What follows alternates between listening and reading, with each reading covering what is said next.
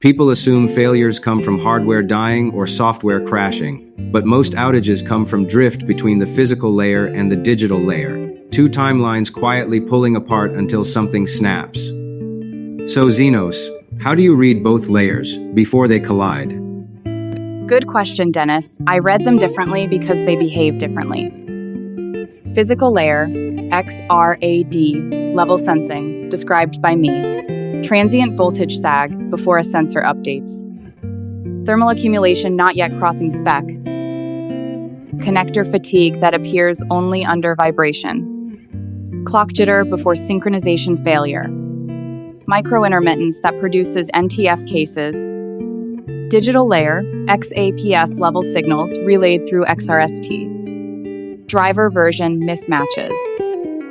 Firmware inconsistencies between installation waves. API behavioral shifts under new workload patterns. EOL component substitutions causing variant logic.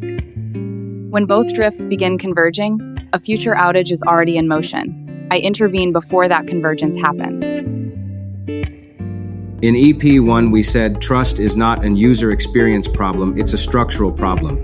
And incentives alone don't create a financial ecosystem. They create activity, not stability. So how do we turn reliability gains into something measurable, enforceable, and settleable, Rast? Dennis, by adding the layer the industry never had, accountability. Smart SLA establishes three things.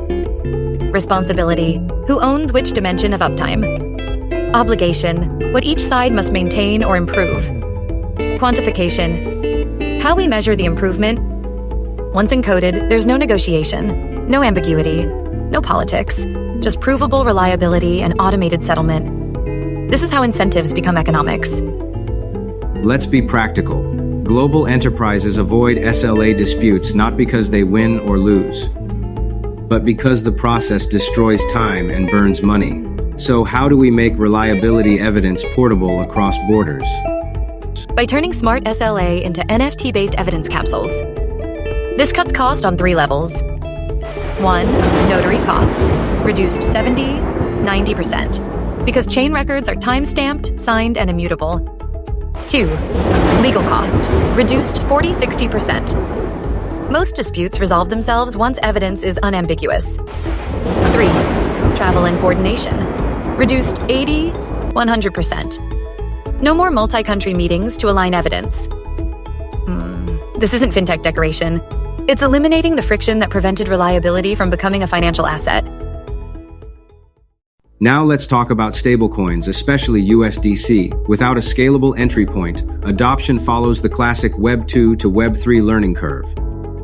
3 to 5 years of user education. 7 to 10 years to reach real market penetration. $500 million to $1 billion spent annually on promotion. And eventually, the market bubbles out, because consumers won't change banking behavior fast enough. But with XROS, Extreme Reliability as a Service, as the B2B entry point, the entire timetable collapses. Indeed, Dennis. Let's quantify the impact. First of all, CSP OPEX reduction, 10 to 8% globally, from downtime reduction, 40 to 60%. From RMA logistics reduction, 30 to 50%. From redundancy hardware reduction, 8 to 12%. From diagnosis, time reduction, 50 to 80%. Global CSP OPEX is around 320 to 350 billions per year, meaning saving $32 to $55 billion per year. Second, immediate utility for USDC. Enterprises settle reliability improvements directly with USDC. No consumer education, no retail inertia. Time to market accelerates by 70% to 80%. What used to take 5 to 10 years, meaning compresses into 18 to 24 months. Third, for Circle, $4.2 billion to $6.8 billion in avoided expansion cost, saved from regional BD, from consumer education, from compliance marketing, and from market seeding liquidity programs. This is the only entry point that gives stablecoins real scale. Everything else is incremental. This is exponential. The industry still remembers the controller swap incident. Same product line, same outer label, but a different internal controller than the PO spec. One deviation caused unstable clusters, regional outages, emergency replacements, months of chaotic root cause analysis. So Zrast, how do we ensure this never happens again? Excellent approach, Dennis. This can be a killer. We embed BOM integrity inside the NFT SLA. PO spec, valid controller revisions, firmware version, acceptable substitutions, EOL component mapping, cryptographic signatures for all changes. If a shipped unit deviates, it's an automatic breach. No negotiation, no interpretation, no hiding. Supply chains become self-enforcing. Here's the real point. Reliability is no longer an engineering metric. It's an economic primitive. If you can measure reliability, you can tokenize it. If you can tokenize it, you can settle it. If you can settle it, you create a global asset class.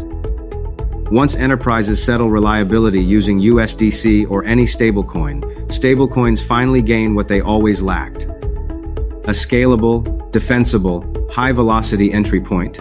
This isn't acceleration, it's escape velocity.